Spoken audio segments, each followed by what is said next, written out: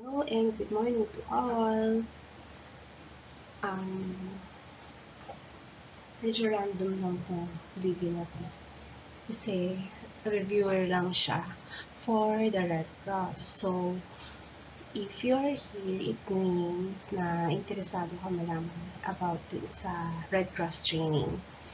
So, suggested ko na i-review nyo to before the training and then also after kasi merong assessment yung na ipoprovide yung Red Cross instructor ninyo. So, before I begin, siguro mag-provide ako ng konting tips and reminders what you should remember based on my personal opinion lang naman before you start the Red Cross training. Of course, first is that napaka-importante nitong training nito, not just because required siya ng course sa caregiving, pero na rin for your own personal knowledge, for your enrichment, and maganda rin kasi siyang i-share sa friends and families for their readiness anytime na magkaroon ng emergency situations. Kaya nila na i-manage yung situation, hindi tayo matataranta. Tapos, try natin i-avoid yung comparison between what we learned from our caregiver instructor and then what we will learn from the Red Cross instructor. Yung mga techniques na ituturo nila sa atin, mapapansin nyo na possible na may mga differences siya. Pero it doesn't mean na mali yung isa doon. Marami kasi talagang mga techniques. Even kapag ka nag-research ka, minsan mawiwindang ka na lang kasi iba't iba yung steps, iba't iba yung counting. Ang daming techniques, pero isa lang din naman yung yung kanyang objectives, diba?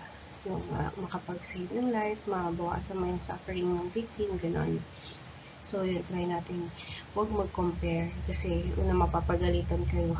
Pangalawa is, parang unnecessary distraction during the discussion with the Red Cross instructor. Kasi yun marami kasing topics and i-compress yan into 3 days. So, expect nyo na medyo mabilis yung discussion. And then, for some instructors, once lang sila mag-demonstrate ng procedure, tapos ang expectation nun is ma-pick up mo siya kaagad. Dahil, ang sabi sa amin is, kapag ka first aider ka, kailangan madali kang kumuha ng instructions. So, yun yung expectations. So, set nyo na yun, i-mindset nyo na yun na kailangan kung tatanong ka may sense. Alam mo yun, yung makinig ka mabuti. Kailangan mong mag-notes kasi merong mga mahilig mag-notes. For example, ako mahilig ako mag-notes pwede ka naman din mag-notes, pero try mo rin talaga na tumutok dun sa kung ano yung pinademonstrate ng instructor sa harapan. Minsan magsusulat sila sa whiteboard, minsan may papakita sila sa screen. Siguro depende sa kung ano yung resources available dun sa classroom ninyo. And then, ano pa ba? Ayan, I think yun yung mga major pointers. Ano pa pala, yung handbook nyo kasi from the Red Cross, hindi kasi sa amin na-provide yun ng maagi on the day itself na, kaya hindi ka makapag-advance reading. Yung isa sa mga advantages nitong pag-upload ng reviewer, kasi mababasa mo na siya before pa mag-start yung Red Cross training. So, alam mo yun, yung hindi ka na masyadong maraming questions, minsan baka hindi mo na rin masyado kailangan mo take down notes, kasi nabasa mo na rin siya. Pwede mo balikan yung mga information dito kung meron kang na-miss out, kung meron kang gustong itagdag, ilagay mo lang sa description, not description box, comment section pala, para sa reference din ng iba. Kung meron ka nakitang error, i-note mo din doon para din sa reference ng iba. Kasi, sayang naman, di ba, kung sasalinin na lang natin yung knowledge. And then, yung triangular bandage, depende rin siguro sa school niyo po, pwede sila mag-provide sa inyo ng triangular bandage kasi sa caregiving modules, may part din talaga para sa first aid eh. So, mag-aaral na rin talaga kayo na ng first aid techniques and including na rin din yung bandaging using triangular bandage. Pero pag nag-start din naman yung Red Cross training, may ipoprovide din sa inyo doon. So, kahit hindi na rin kayo bumili. Pero maganda rin na magkaroon ka before or ahead of time para makapag-practice ka ng bandaging. And then, yun, wala yun sa handbook. Yung lifting and moving, yung bandaging, yung, yan pa ba yan? Splinting, yun, wala rin yun sa handbook. Kaya, magandang mag-review ka na, manood ka na ng mga videos before yung Red Cross training. Para pag nag-start yung Red Cross training, dumating kayo sa topic na yun, may idea ka na. Kasi sa totoo lang, overwhelming minsan yung mga instructions. Didictate lang kasi sa'yo eh. And kunwari sa isang skill, merong 15 na steps. So, alam mo yun, either isa sa ulo mo siya or iti-take note mo siya. Tapos, ang mabilis din ng mga pangyayari. Sa amin nga, parang once lang talaga siya dinemonstrate, makinig daw, manood, once lang iti-demonstrate. Tapos, kayo na bahala doon. Kaya, ang advice ko, manood na kayo ng mga videos in advance before kayo sumabak sa training. Okay. So, balik tayo dito na. Na-stuck na tayo sa slide number 1. So, dun din sa introduction ng Red Cross, i-discuss din sa inyo yung history ng Red Cross.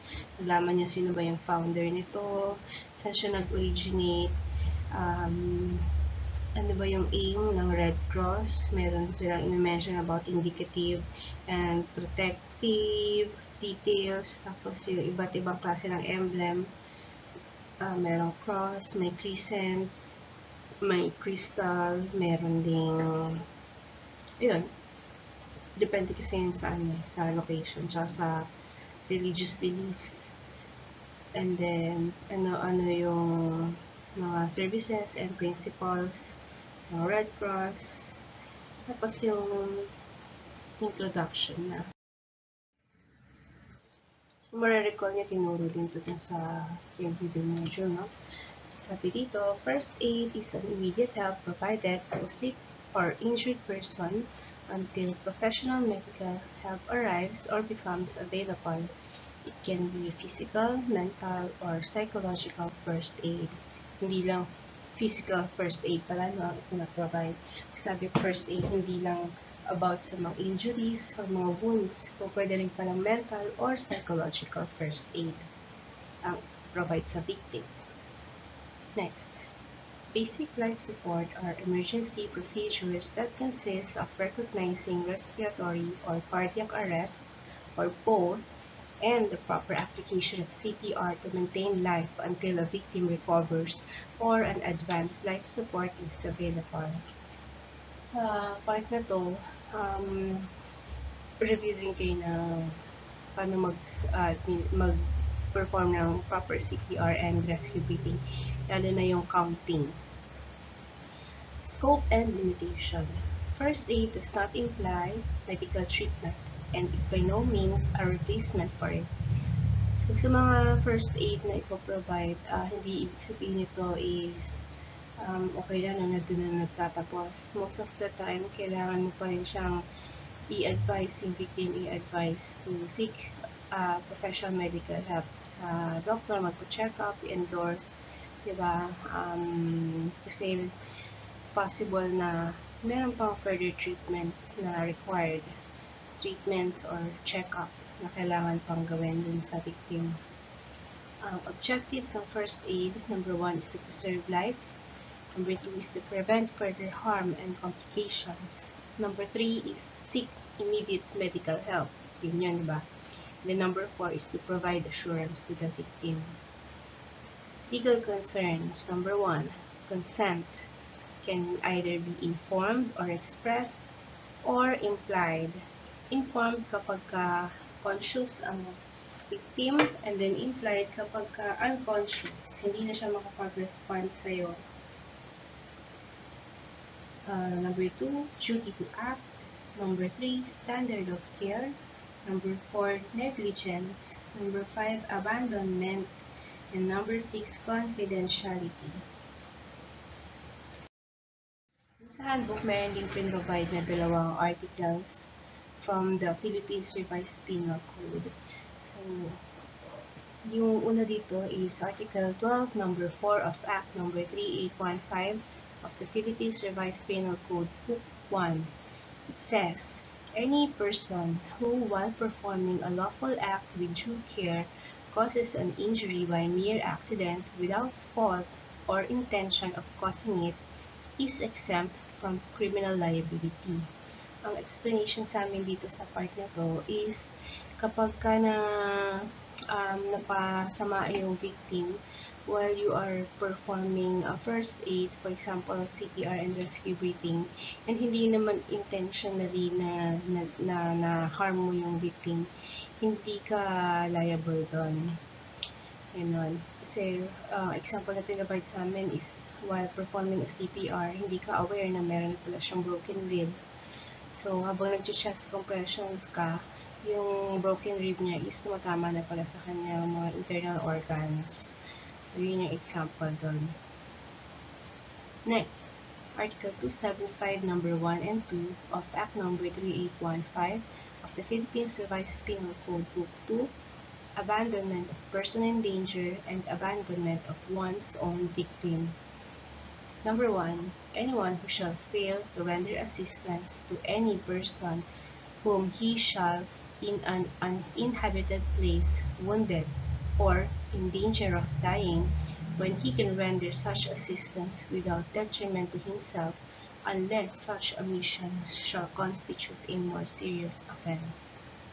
Ang explanation dito is, kapag kaya mo namang tumulong, na hindi ka naman mapapahamak, tumulong ka naman, diba? Kaya selfish. Number 2, anyone who shall fail to help or render assistance to another whom he has accidentally wounded or injured. So, kapag meron kang na injured na person by accident, kailangan, parang may obligation ka na tulungan ng tao.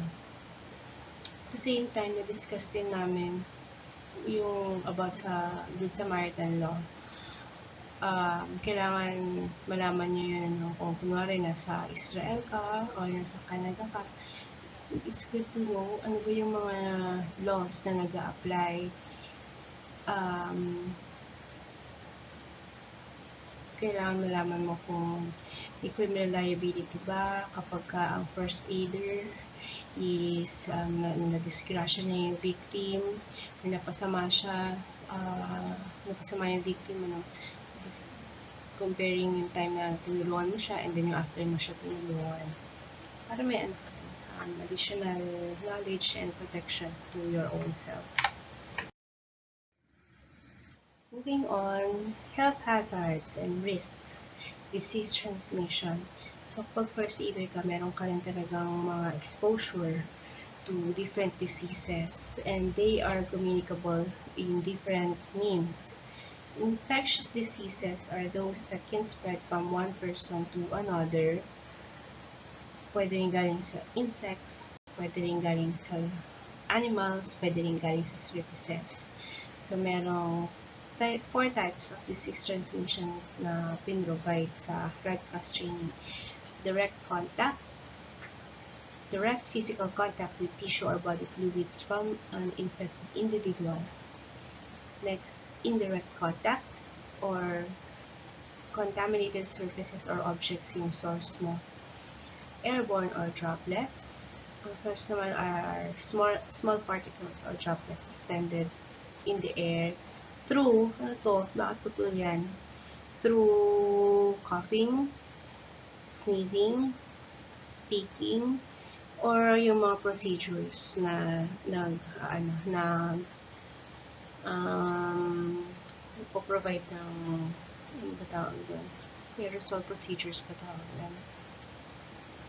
Halimbawa, yung pagbibigay ng oxygen sa victim. Yan. Hindi ko na-edit. Sorry naman. Next is vector or bites. Ito yung diseases obtained from other organisms such as insects or animals. At kung nga lang pala, yung ibang mga information dito, wala siya dun sa handbook. Na-discuss lang siya sa amin ng aming Red Cross instructor or na-research ko sa ibang mga sources. Pwedeng nakuha ko siya dun sa discussion namin sa caregiving or sa online, ganun. Pero hindi siya talaga completely the same sa ano yung makikita mo sa handbook. Common examples of transmittable diseases are herpes, meningitis, tuberculosis, hepatitis, HIV, and AIDS. On prevention and protection. Universal precautions are a set of strategies developed to prevent transmission of blood-borne pathogens. Body substance isolation, or BSI, are precautions taken to isolate or prevent risk of exposure from body secretions and any other type of body substance such as urine, vomit, feces, sweat, or sputum. Personal protective equipment, or PPE, is a specialized clothing, equipment, and supplies that keep you from directly contacting infected materials. Examples: helmets, gloves, face shields, goggles, face masks, and/or respirators.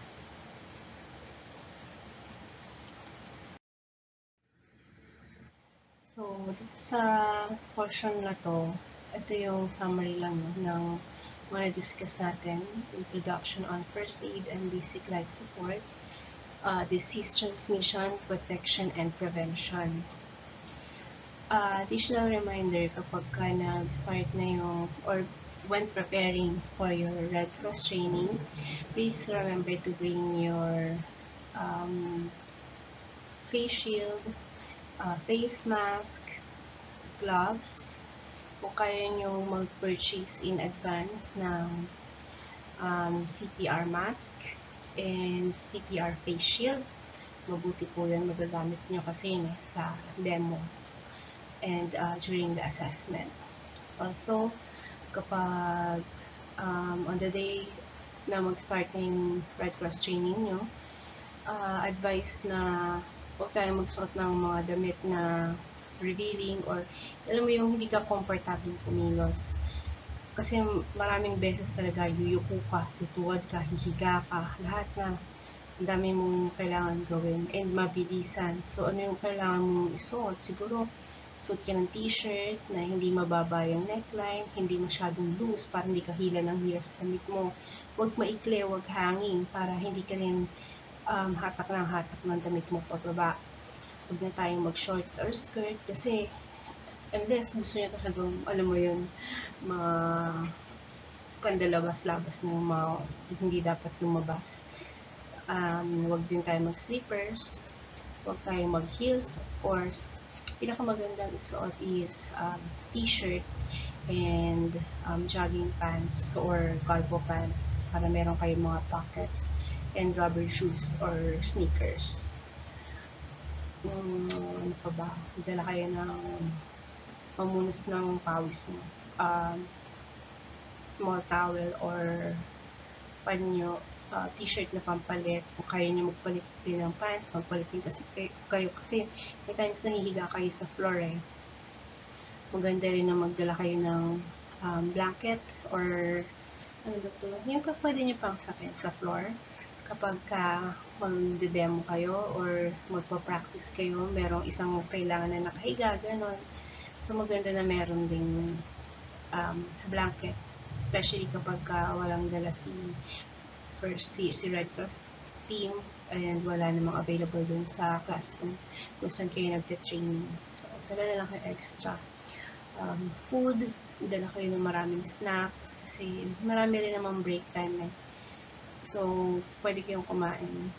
And then, inumin, water, or juice, ganyan, or coffee kayo. Para hindi kayo alis ng alis. Punta 7-Eleven, punta kayo sa tindahan.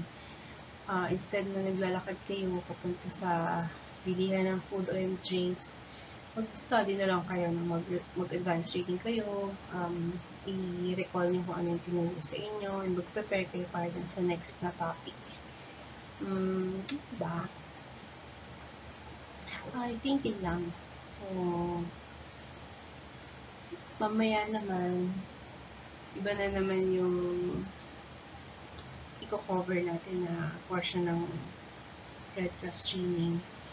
Then naman tayo sa ano ba? Emergency Action Principles. Yes, Emergency Action Principles.